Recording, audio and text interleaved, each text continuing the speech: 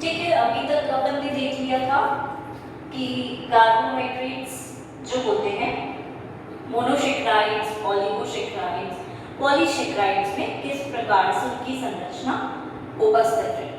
अब हम देख लेते हैं कुछ अदर कार्बोहाइड्रेट्स भी, सम अदर कार्बोहाइड्रेट्स, राइट। अब इनके अंदर अगर हम बात करेंगे तो ये विभिन्न प्रकार के हमें देखने को मिलते हैं। जैसे ये दो टाइप्स के होते हैं, दो कैटेगरीज में हम इन्हें डिवाइड कर सकते हैं।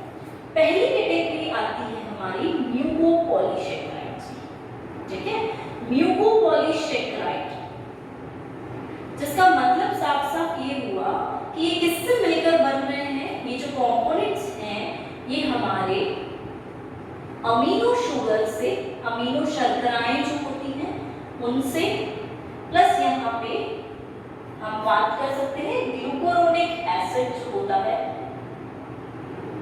या फिर हम बोल सकते हैं ग्लूकुरोनिक एसिड नहीं तो यूरिक एसिड्स जो होते हैं उनसे मिलके बनते हैं। ग्लूकुरोनिक एकदम हम बहुत स्पेसिफिक हो गए, इसलिए यहाँ पर यूरिक एसिड और या यूरेनिक एसिड और अमीनो शुगर से मिलकर ये म्यूकोपॉलीसेक्राइड्स जो हैं बनते हैं।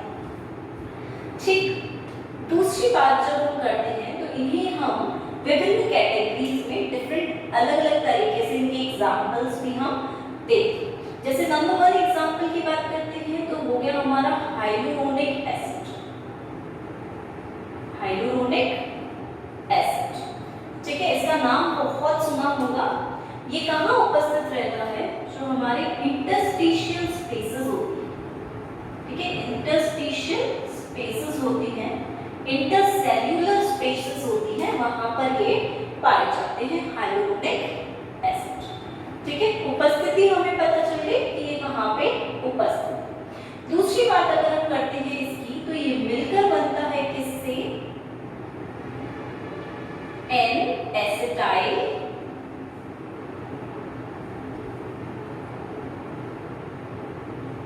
ग्लूकोसेमाइन एसिड के साथ यहाँ उपस्थित होता है ग्लूकुरोनिक एसिड, ठीक है, क्योंकि ये बहुत स्पेसिफिक हो गया इसलिए हम यहाँ पर यूरिक या यूरेनिक एसिड की उपस्थिति देखते हैं। तो म्यूकोपॉलीसेक्राइड क्या है, इसकी पहली कैटेगरी, जिसके अंदर हम बोलते हैं अमीनो शर्कराएं और यूरेनिक एसिड, ये दोनों मिलकर इन्हें बनाते हैं, ठीक।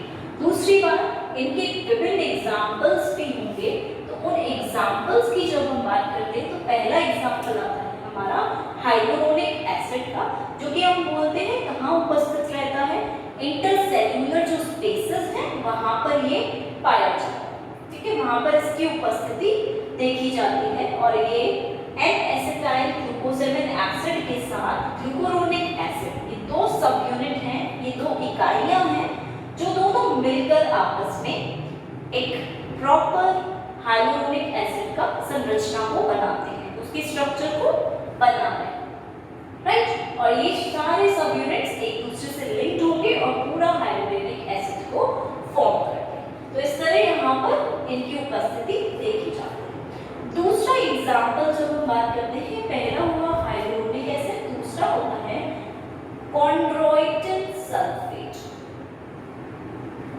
राइट। ये भी बिल्कुल हमारे किसकी तरह है, बिल्कुल जैसा हमारा हाइलुरोनिक एसिड है उसी के जैसी इसकी संरचना होती है, ज्यादा चेंज डिफरेंस बदलाव हमें देखने को यहाँ नहीं मिलेगा। कॉन्ड्रोइटिन सल्फेट, अब सबसे पहले बात करेंगे ये पाया कहाँ जाता है, तो ये इसकी हम बात करेंगे कार्टिलेज में उपस्थित रहता है, ठीक है, कार्टिलेज में पाया जाता है, स्ट्रेंथ देता है, एक तरह से यहाँ पर उपस्थित रहकर स्ट्रेंथ प्रदान करता, ठीक। दूसरी बात, हमने बोला बिल्कुल इसके जैसी संरचना है, इसकी स्ट्रक्चर वाइज जो है इसके जैसा ही है, लेकिन यहाँ पर जो ग्लूकोसेमाइन एसिड है, ठीक है, ये जो अम्ल है इसकी जगह पर यहाँ पर दूसरा एसिड उपस्थित रहता है, जिसको हम बोलते हैं ग्लाइकोसेमाइन सल्फेट, ठीक, क्योंकि इसका नाम ही कॉन्ड्रोइटिन सल्फेट है तो यहाँ पर ग्लाइकोसेमिन सल्फेट उपस्थित रहेगा इसकी जगह पर। ठीक है, बाकी glucuronic acid as it is वहां पर भी उपस्थित रहेगा और ये कार्टिलेज में पाया जाएगा। ठीक है, इसी में हम थर्ड एग्जांपल की बात करते हैं तो थर्ड आता है हमारा हिपैरिन। हिपैरिन को सब जानते हैं। ठीक है, इसे हम एक तरह से बोल सकते हैं एंटी कोगुलेंट सब्सटेंस भी बोलते हैं, जिसका मतलब हुआ कि ये एक ऐसा पदार्थ है जो कि धक्का निरोधक है। जो थक्का बनता है ब्लड में, रक्त में जो थक्का बनता है उसको निरोध करता है, थक्के को बनने नहीं देता। और थक्का बनने की क्रिया को हम बोलते हैं थ्रोम्बस निर्माण। ठीक है, थ्रोम्बस को ही तो हमने क्लॉट बोला कि थक्का जो बन रहा है उसको हम थ्रोम्बस बोल रहे हैं। तो यहाँ पर हम बोल सकते हैं कि ये एंटी थ्रोम्बस भी है। ठीक है, क्योंकि थक्का नहीं बनने दे रहा है तो एंटी थ्रोम्बस भी है। तो हिपैरिन एक तरह से हम बोल सकते हैं एंटी कोगुलेंट पदार्थ है जो कि थक्के को ब्लड में, रक्त में बनने नहीं देगा। और ये चीज जरूरी भी है। ठीक है, पर ये कैटेगरी किसके अंदर आती है? म्यूकोपॉलीसेकेराइड। ठीक है, यहाँ पे बहुत सारे जो हमारे हम बोलते हैं मोनोसेकेराइड्स जो हैं वो एक साथ कंबाइन होकर हेपरिन का निर्माण करते हैं। ठीक है, यहाँ पे शुगर्स उपस्थित। अब एक चीज जो हम यहाँ देखने को मिलती है वो ये कि जब ब्लड क्लॉट होता है तो किस तरह से ब्लड क्लॉटिंग होती है। ब्लड क्लॉट जब होता है तो किस तरह से होता है? सबसे पहले प्रोथ्रोम्बिन जो होता है वो थ्रोम्बिन में बदलता है ना, यही तो होता है। प्रोथ्रोम्बिन जो इसका प्रीकर्सर है, इसका पूर्ववर्ती है, वो एक्टिव फॉर्म में, सक्रिय फॉर्म में थ्रोम्बिन में बदलता है। और यही थ्रोम्बिन क्या करता है? फिब्रिनोजन को, जिसका पूर्ववर्ती है, उसको असक्रिय को सक्रिय में बदल देता है फिब्रिन में, जो कि सक्रिय पदार्थ है। तभी ब्लड की क्लॉटिंग हो पाती है। ठीक है, तभी थक्का बन पाता है। जब हमारे चोट लगती है तो ये पूरी क्रिया होती है। ठीक है, अब हम बोल रहे हैं कि फिब्रिन बन ही नहीं रहा है। क्यों नहीं बन रहा? क्योंकि यहाँ पे थ्रोम्बिन भी उपस्थित नहीं। ठीक है, ये सक्रिय अवस्था में है ही नहीं, एक्टिव फॉर्म में ये प्रेजेंट नहीं है, जिसका मतलब वो प्रोथ्रोम्बिन जो है वो इसी अवस्था में यहाँ पर प्रेजेंट है। इसलिए हम इसको बोल रहे हैं एंटी थ्रोम्बस, कि थ्रोम्बिन का निर्माण हो ही नहीं रहा। और ये नहीं बनेगा तो आगे वाली क्रिया तो हो ही नहीं पाएगी कहीं से भी, तो ये भी नहीं बनेगा। तो ये एज इट इज यहाँ उपस्थित। इसलिए हिपैरिन का काम क्या होता है? इसको इसमें बदलने से रोकना, क्योंकि अगर एक बार इसमें बदल गया तो आगे की क्रियाएं भी ये करेगा। राइट, अब हिपैरिन क्यों जरूरी है ये भी हम देख लेते हैं एक बार कि हिपैरिन, क्योंकि हमारी ब्लड में हमारी जितनी भी रक्त वाहिनियां हैं, ब्लड वेसल्स हैं, उनमें ब्लड फ्लो करता है। और वहां पे अगर कहीं से थक्का बन जाता है तो हमारा जो ब्लड सिस्टम है, पूरा सर्कुलेटरी सिस्टम, वो रुक जाएगा। क्योंकि बीच में अगर क्लॉट बनता है तो ब्लड फ्लो नहीं कर पाएगा। ठीक है, रक्त का बहाव जो होगा वो बिल्कुल वहीं रुक जाएगा और आगे हमारे सारी कोशिकाओं तक रक्त जा नहीं पाएगा। इसलिए हिपैरिन का जरूरी होना आवश्यक है, ताकि वो हमारी बॉडी में प्रॉपर सिस्टम को बना के रख सके। ठीक है, तो ये तीन आते हैं, हाइड्रोनिक एसिड, कॉन्ड्रोइटिन सल्फेट और हिपैरिन। ये तीनों के तीनों म्यूकोपॉलीसेकेराइड की कैटेगरी में आएंगे। अब सेकंड कैटेगरी को हम यहाँ देख लेते हैं, इसी की दूसरी कैटेगरी।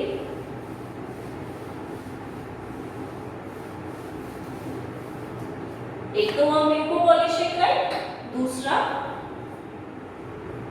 ग्लाइको और म्यूकोप्रोटीन। इसका मतलब क्या हुआ कि इसके अंदर कार्बोहाइड्रेट तो उपस्थित है ही सही, और इसी के साथ साथ यहाँ पर प्रोटीन भी उपस्थित है। ठीक है, ग्लाइको या म्यूको दोनों का मतलब ये हुआ कि कार्बोहाइड्रेट की उपस्थिति यहाँ पर है और इसी के साथ यहाँ पर प्रोटीन्स भी उपस्थित है। तो इस तरह की संरचना देखने को मिलेगी। तो हम बोलेंगे इसे ग्लाइकोम्यूकोप्रोटीन्स। ठीक है, अब जब हम इसकी एग्जांपल देखते हैं तो इसके एग्जांपल में आता है हमारा म्यूसिन, फिब्रिनोजन, ग्लाइकोपेप्टाइड,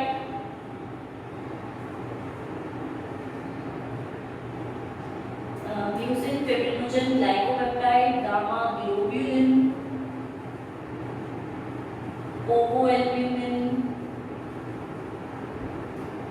ये सभी संरचनाएं जो हैं ये इसके अंदर आएंगी, जिनके अंदर प्रोटीन भी उपस्थित है और कार्बोहाइड्रेट भी उपस्थित है। जैसे फिब्रिनोजन की बात करते हैं तो इनमें प्रोटीन भी है और कार्बोहाइड्रेट की संरचना भी है। म्यूसिन में भी, ग्लाइकोपेप्टाइड में भी हम बात करते हैं। गामा ग्लोब्यूलिन भी प्रोटीन है और उसके अंदर कार्बोहाइड्रेट उपस्थित है, OOL। तो इस तरह की संरचनाओं में दोनों स्ट्रक्चर्स, दोनों इकाइयां उपस्थित रहेंगी, तब हम इसे बोलते हैं ग्लाइकोम्यूकोप्रोटीन। और ये पाई कहाँ जाती है? श्लेष्मिक सतह में। दैट मींस हम बोल सकते हैं जो म्यूकस होता है उनके अंदर भी उपस्थित रह सकती हैं। इसी के साथ श्लेष्मिक सतह यही हुई, कनेक्टिव टिश्यू में संयोजी ऊतक जो होते हैं उस जगह पे भी इनकी उपस्थिति देखी जा सकती है। और इंटरसेल्यूलर जो जगह होती है वहां पे भी ये देखे जाते हैं। ठीक है, तो इनकी उपस्थिति भी हमें पता है कहाँ है, कनेक्टिव टिश्यू में भी ये देख सकते हैं। तो इस तरह से हमने अदर कार्बोहाइड्रेट्स को दो कैटेगरी में विभक्त किया और इस तरह से दो कैटेगरीज जो है यहाँ पर उपस्थित है।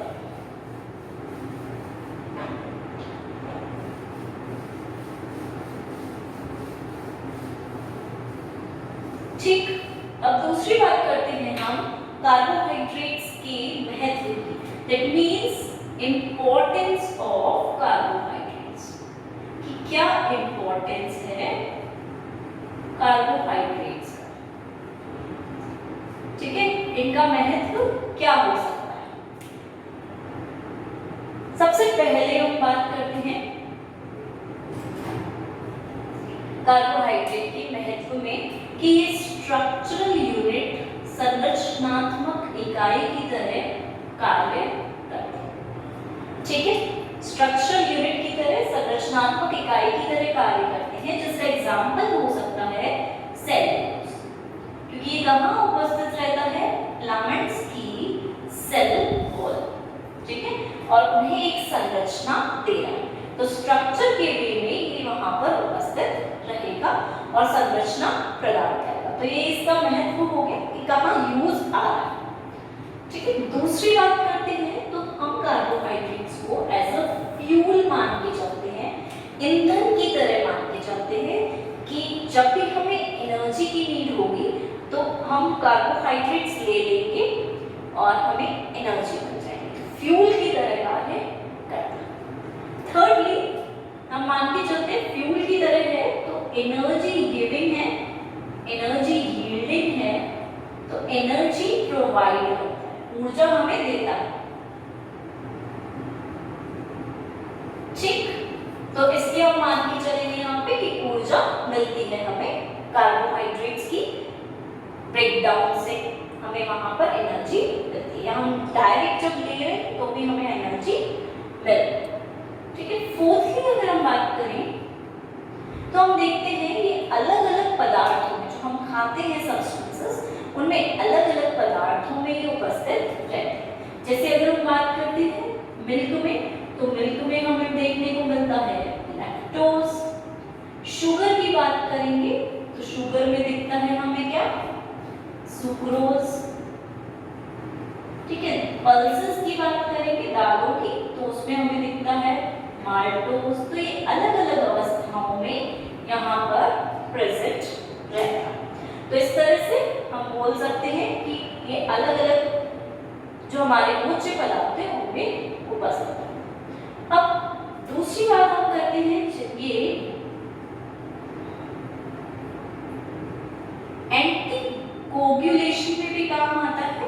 जैसे हमने बात की ये पैरेंट, ठीक, तो एंटी कोगुलेशन में भी इसका रोल है, इंपॉर्टेंस है।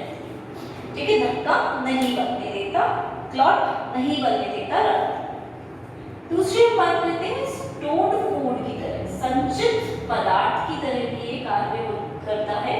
जैसे हम देखेंगे प्लांट्स में स्टार्च के रूप में संचित रहता है, और जब हम एनिमल्स की बात करते हैं तो एनिमल्स में ग्लाइकोजन के रूप में संचित रहता है। ठीक है, तो इस तरह से जब इंपॉर्टेंस की बात कर रहे हैं कार्बोहाइड्रेट्स के, तो ये इंपॉर्टेंस ये रखते हैं।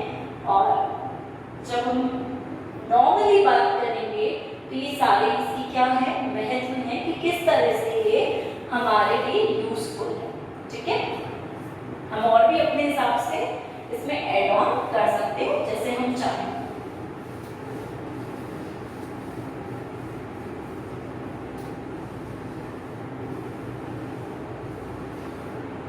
ठीक, इसके बाद हम बात करेंगे यहाँ पर मेटाबॉलिज्म की। ठीक है, मेटाबॉलिज्म ऑफ कार्बोहाइड्रेट्स।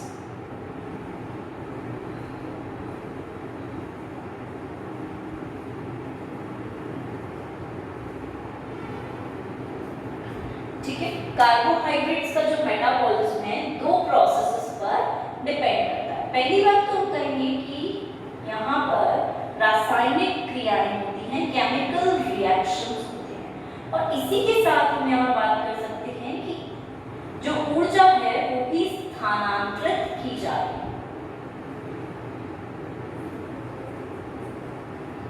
ठीक है, ऊर्जा का स्थानांतरण किया जाता है। तो ये दोनों चीजें आपस में मिलकर हमारे मेटाबॉलिज्म प्रोसेस को करती हैं, जिसका मतलब हुआ कि रासायनिक क्रियाएं हो रही हैं और उसी के साथ साथ एनर्जी ट्रांसफॉर्मेशन भी हो रहा है, ऊर्जा का स्थानांतरण भी हो रहा है एक जगह से दूसरी जगह पर।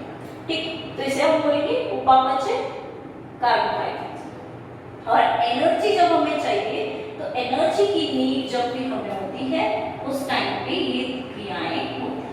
अब इन क्रियाओं को हम दो भागों में डिवाइड करते हैं। ठीक है, टू पार्ट्स में हम इसे डिवाइड कर देते हैं आसानी से। पहला हम बोलते हैं कैटाबॉलिज्म और दूसरा हम बोलते हैं एनाबॉलिज्म। ठीक है, उपापचय है मतलब अपचय और उपचय। ठीक है, अब कैटाबॉलिज्म की बात करेंगे तो इसको हम बोलते हैं अपचय और उसको हम बोलते हैं उपचय। राइट, तो कैटाबॉलिज्म का मतलब ये हुआ कि यहाँ पर जो भी कार्बोहाइड्रेट, फैट, प्रोटीन उपस्थित हैं उनको हमें क्या करना है, जटिल से सरल पदार्थ के अंदर कन्वर्ट करना है, बदल। ये जटिल पदार्थ है और इनको जब हम कन्वर्ट करते हैं सरल पदार्थ में तो हमें क्या मिलेगा, CO2 और H2O मिलेगी। ठीक है, इस तरह से कार्बन डाइऑक्साइड और वाटर की प्राप्ति हमें होगी। यहाँ पर प्रोटीन के उपापचय में अमीनो एसिड आते हैं और अमीनो एसिड से हमें नाइट्रोजन भी, नाइट्रोजन कंपाउंड्स या हम बोल सकते हैं यूरिक एसिड या अमोनिया, ऐसी चीजें हमें मिलती हैं। ठीक है, तो इसका मतलब साफ साफ यही है कि ये टूट रहे हैं, ब्रेक डाउन हो रहे हैं। इनके टूटने से जो क्रिया होगी उसे हम बोलेंगे कैटाबॉलिज्म या अपचय। वहीं अगर हम एनाबॉलिज्म की बात करते हैं, एना मतलब होता है अप, एना का मतलब होता है अप, बढ़ना। ठीक है, तो यहाँ पर क्या होगा, जितने भी अमीनो एसिड्स हैं वो मिलकर क्या बनाएंगे, प्रोटीन्स। सरल चीजें जो हैं वो मिलकर जटिल पदार्थों को बनाएंगी, जिससे कि क्या होगा, ऐसे ही CO2 H2 मिलकर क्या बनाएंगे, हमारे कार्बोहाइड्रेट्स, फैट्स, वसा का निर्माण करेंगे। ठीक है, तो यहाँ पे इसी के कारण स्ट्रक्चरल मतलब संरचनात्मक और फंक्शनल क्रियात्मक जो संरचनाएं हैं उनका निर्माण, ठीक है, उन यूनिट्स का, उन इकाइयों का फॉर्मेशन होगा। तो यहाँ पर ब्रेकडाउन है, टूट रहे हैं, फॉर्मेशन हो रहा है, कुछ बन रहा है। ठीक है, तो इस तरह से हम मेटाबॉलिज्म को दो भाग में विभक्त कर सकते हैं। अब एक बार इन दोनों के बीच में हम डिफरेंस देख लेते हैं कि दोनों के बीच में क्या डिफरेंस है। ठीक है, तो हमें चीजें और क्लियर हो जाएंगी और आसानी से समझ में आ जाएंगी। जैसे यहाँ कैटाबॉलिज्म है,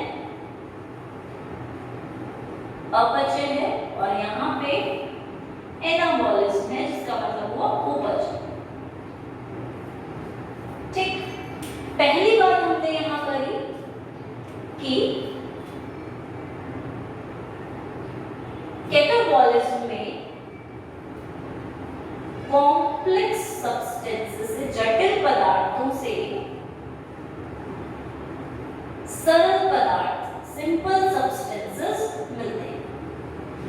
ठीक है, सरल पदार्थ हमें मिल रहे हैं जटिल से सरल। और यहाँ पे अगर हम बात करें तो यहाँ पे हम बोलते हैं कि सरल पदार्थ से जो सरल सिंपल सब्सटेंसेस हैं, ये सारे मिलकर क्या बना रहे हैं, हमारे कॉम्प्लेक्स मतलब जटिल पदार्थों का निर्माण कर। ठीक है, क्लियर हो गई ये चीज। इस कॉम्प्लेक्स से जटिल से सिंपल में बदल रहे, टूट रहे मतलब, और वहां पे सिंपल से कॉम्प्लेक्स में बदल रहे मतलब बन। तो दूसरा पॉइंट हम ले सकते हैं यहाँ पे कि यहाँ पे ब्रेकडाउन है, ठीक है, अपघटन है, और यहाँ पर फॉर्मेशन है, निर्माण है। ठीक है, यहाँ पे फॉर्मेशन हो रहा है, निर्माण हो रहा है, और सब एक साथ आ रहे हैं, एग्रीगेट हो रहे हैं। ठीक है, फॉर्मेशन ऑफ हम बोल सकते हैं संरचनात्मक और फंक्शनल यूनिट्स का फॉर्मेशन। ठीक, तीसरी बात, एक और चीज जो हम यहाँ बोलते हैं वो ये होती है कि जो कॉम्प्लेक्स सब्सटेंसेस होते हैं, जो जटिल पदार्थ होते हैं, उनमें ऊर्जा बहुत अधिक मात्रा में पाई जाती है। ठीक है, ऊर्जा वहां पर ज्यादा उपस्थित रहती है, एनर्जी यहाँ पर ज्यादा रहेगी। तो जब ये टूटेंगे तो एनर्जी ज्यादा रिलीज होगी। ठीक है, तो यहाँ पर हमें एनर्जी मिलती है, ऊर्जा, एनर्जी इज प्रोड्यूस्ड। ठीक है, एनर्जी ऊर्जा की प्राप्ति होती है, हमें मिल रही है। पर यहाँ पे क्या है, क्योंकि एनर्जी को रिस्टोर करना है, हमने बोला जटिल पदार्थों में ज्यादा एनर्जी होती है, ज्यादा ऊर्जा होती है, तो एनर्जी ऊर्जा की यहाँ पे ज्यादा आवश्यकता है बनाते टाइम। तो यहाँ पे एनर्जी हमें मिलेगी नहीं, बल्कि एनर्जी ज्यादा यूटिलाइज की जाएगी, ज्यादा यूज की जाएगी। ठीक है, तो हम बोल सकते हैं कि ऊर्जा, एनर्जी इज यूटिलाइज्ड, ऊर्जा को यूज किया जाता है, उसका इस्तेमाल किया जाता है ताकि जटिल पदार्थ बन सके आसानी से। दूसरी हम बात करेंगे नेक्स्ट। अब क्योंकि एनर्जी यहाँ पर प्रोड्यूस हो रही है, ठीक है, इनसे ये मिल रहे हैं हमें, तो हम यहाँ बोलते हैं कि जो पोटेंशियल एनर्जी होती है, ठीक है, पोटेंशियल एनर्जी जो ऑलरेडी इसके अंदर उपस्थित थी, स्टोर्ड थी, प्रेजेंट थी यहाँ पर, वो किसमें बदल जाएगी, हमारी काइनेटिक एनर्जी में। ठीक है, चलित ऊर्जा के अंदर ये बदल जाएगी। ठीक है, क्योंकि पहले यहाँ उपस्थित थी, यहाँ कोई वर्क नहीं था, तो यहीं पर ये पोटेंशियल एनर्जी के रूप में प्रेजेंट थी, और फिर ये जैसे ही टूटा काइनेटिक एनर्जी में चेंज हुई। यहाँ बात करते हैं सिंपल सब्सटेंसेस आपस में मिलकर क्या बना रहे हैं, कॉम्प्लेक्स सब्सटेंस। तो यहाँ पर काइनेटिक एनर्जी का ही यूज होता है, तो काइनेटिक एनर्जी इज यूज्ड। ठीक है, यहाँ पे ऐसा कुछ नहीं हो रहा कि चेंज हो रही है, ठीक है, क्योंकि बनाते टाइम हम यहाँ बोल रहे हैं कि काइनेटिक एनर्जी का, ऊर्जा का इस्तेमाल किया जा रहा है। पांचवी बात कर लेते हैं एग्जाम्पल की। जब हम किसी भी चीज के टूटने की बात करते हैं तो उसके अंदर हमारा आता है श्वसन, दैट मींस रेस्पिरेशन। ठीक है, रेस्पिरेशन में चीजें टूटती हैं। ठीक है, इसके अलावा दूसरी चीज आती है डाइजेशन। डाइजेशन में भी हम बोलते हैं कि प्रोटीन्स जो हैं वो जैसे जैसे नीचे की तरफ जाते हैं, माउथ में नीचे, फिर इंटेस्टाइन में, तो वहां पर जाके टूटते रहते हैं। ऐसे ही कार्बोहाइड्रेट्स के साथ होता है, ठीक है, वो भी वहां जाके टूटते रहते हैं। तो रेस्पिरेशन और डाइजेशन, ये दोनों जो क्रियाएं हैं, पाचन और श्वसन, दोनों के अंदर ये वाली क्रिया देखने को मिलेगी। वहीं अगर हम यहाँ पे एग्जाम्पल की बात करते हैं तो यहाँ हम बोल सकते हैं सिंथेसिस ऑफ प्रोटीन्स, ठीक है। प्रोटीन्स का फॉर्मेशन जो होता है वो इसके अंदर एनाबॉलिज्म में आएगा कि प्रोटीन्स यहाँ पर बन रहे हैं, फॉर्म हो रहे हैं, फॉर्मेशन। तो इस तरह से हम इन दोनों के बीच में जो डिफरेंसेस होते हैं उन्हें देख सकते हैं आसानी से, और बहुत इजी सा है, ठीक। नाउ नेक्स्ट हम बात करते हैं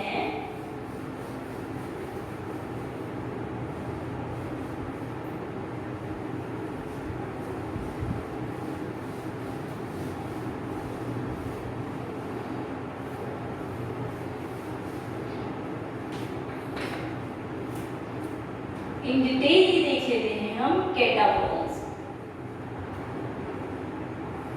ठीक है। कार्बोहाइड्रेट की कैटाबॉल्स में क्या होता है?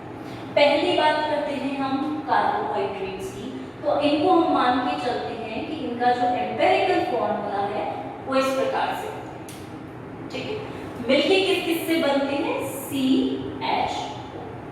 लेकिन कुछ कार्बोहाइड्रेट्स में हमें नाइट्रोजन और सल्फर जैसे कंपाउंड भी देखने को मिल सकते हैं, इनकी उपस्थिति में मिलती है, पर फिर भी ये कार्बोहाइड्रेट्स ही। इनकी अगर हम बात करें तो हम बोलते हैं कि ये पॉलीहाइड्रोक्सी एल्कोहल्स हैं। किस किस प्रकार के? एल्डिहाइड प्रकार के, ये सारी चीजें हम देख चुके हैं, और कीटोन प्रकार, ठीक है। इन दोनों प्रकार के पॉलीहाइड्रोक्सी एल्कोहल्स ये होते हैं, ठीक। नेक्स्ट बात करते हैं कैटाबॉल्स। ये सल्यूबल होते हैं, ठीक है, वाइट श्वेत कलर के सॉलिड होते हैं, ठोस होते हैं, श्वेत होते हैं, और most of the time soluble होते हैं। कई बार इनसॉल्युबल फॉर्म में भी उपस्थित रह सकते हैं, पर मोस्टली हम ये मान के चलते हैं कि हमारे जितने भी सॉल्वेंट्स हैं उनके अंदर ये आसानी से घुलित हो जाते हैं, ठीक है, घुलनशील प्रकार के। अब दूसरी बात, जब कार्बोहाइड्रेट टूटेगा, जैसे अगर हम हमारी डाइजेशन की बात करें, पाचन क्रिया की बात, सबसे पहले माउथ में अगर ये ब्रेक डाउन होता है, ठीक है, तो वहां पर हम बोलते हैं हमारे माउथ में लार उपस्थित है, सलाइवा उपस्थित है, और सलाइवा में एंजाइम होता है टाइलिन, जो कि क्या करता है, हमारे किस पे वर्क करता है? स्टार्च, ठीक है, कार्बोहाइड्रेट पे वर्क करके इसे तोड़ता है, ठीक है, इसे छोटे छोटे सब्यूटेंट्स में तोड़ता है। हो सकता है स्टार्च को ये माल्टोज में बदल दे, और हो सकता है यहाँ पर कोई माल्टेज एंजाइम भी हो जो कि माल्टोज को ग्लूकोज में बदल सकता है, ठीक है। अब इसके बाद क्या होता है, हमारे यहाँ से इंटेस्टाइन, आंत के अंदर जाएगा, और इंटेस्टाइन में भी काफी सारे जूसेस होते हैं, ठीक है, काफी सारे जूसेस होते हैं जो कि माल्टोज को और स्मॉलर यूनिट में बदल देंगे, ठीक है। तो माल्टोज को वो ग्लूकोज में कन्वर्ट कर देंगे, जरूरी नहीं है ना, जरूरी थोड़ी है सारा ग्लूकोज यहीं पे हो गया। माल्टोज को माल्टोज में ही रहने देते कई बार माउथ में, और फिर इंटेस्टाइन में जाके ये ग्लूकोज के अंदर परिवर्तित, अब परिवर्तित हो गए ग्लूकोज में, तो ग्लूकोज का क्या होगा? ये भी टूटेगा, कैटाबॉलिज्म पढ़ रहे हैं, ये भी टूटेगा, या फिर ये इसी फॉर्म में ग्लाइकोजन के रूप में इकट्ठा हो सकता है। अब ग्लाइकोजन के रूप में इकट्ठा होने के लिए इसे क्या चाहिए? कहाँ जाके इकट्ठा होगा? लिवर में या फिर मसल्स में, जो हमारी स्केलेटल पेशियां होती हैं, ठीक है, स्केलेटल या रेखित पेशियां जो होती हैं वहां पे जाके ये इकट्ठा हो सकता है, और जब भी इसे जरूरत होगी तो ये ब्लड में आके, ठीक है, यहाँ से ब्लड में आ सकता है, रक्त में आ सकता है और हमें ऊर्जा प्रदान कर सकता है। ठीक है, समझ में आई चीज कि माउथ से माल्टोज में बदल रहा है, माल्टोज से इंटेस्टाइन में जाके बिल्कुल ग्लूकोज की सब यूनिट में, इकाइयों में बदल रहा है, और यहाँ से ये ग्लाइकोजन में परिवर्तित हो जाएगा, या फिर, ठीक है, या फिर जब भी ग्लाइकोजन से नीड होगी तो ये ब्रेक डाउन होगी, ग्लूकोज में बदल के रक्त में आ जाएगा और ऊर्जा प्रदान करेगा। अब दूसरी चीज जो हमें ग्लूकोज के बारे में देखने को मिलती है, एक तो हमने बोल दिया ग्लाइकोजन में परिवर्तित हो रहा है, ठीक है,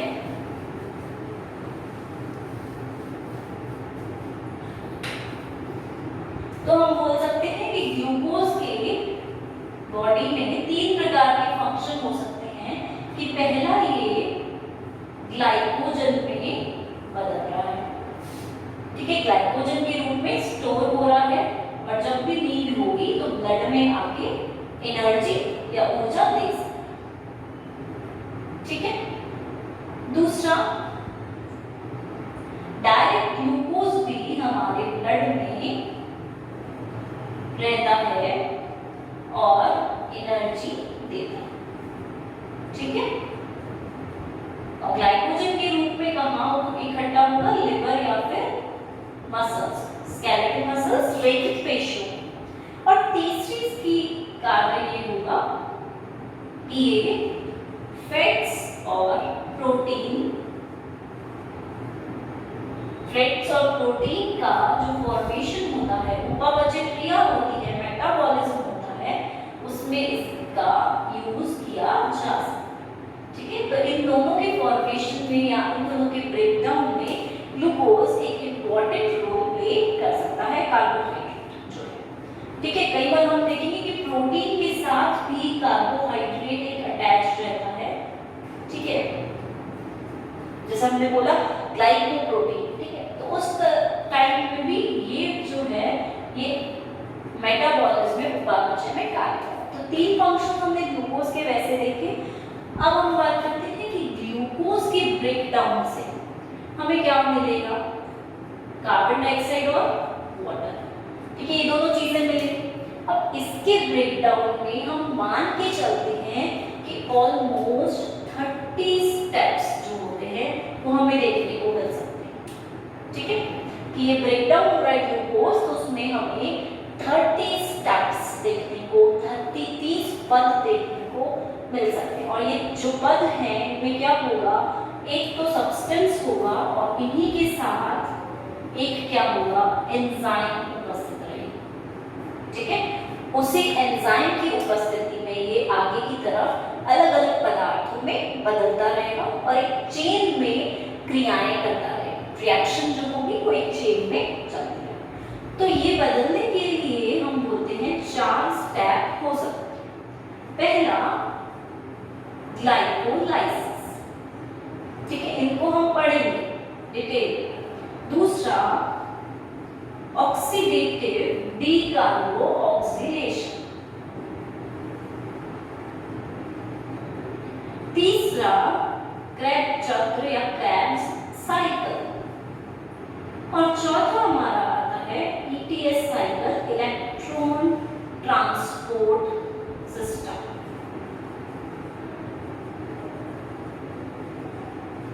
ट्रांसपोर्ट सिस्टम जिसको हम ETS के नाम से भी जानते हैं। तो इस तरह से यहाँ मान के चलते हैं हम कि 3-4 स्टेप्स में ग्लूकोज जो है वो अलग अलग क्रियाओं के द्वारा, अलग अलग साइकिल्स के द्वारा बदलता है। तो glycolysis, oxidative decarboxylation, Krebs cycle और इलेक्ट्रॉन ट्रांसपोर्ट सिस्टम या चेन, ठीक है, ETC, जिसे हम ऑक्सीडेटिव फॉस्फोराइलेशन के नाम से भी जानते हैं।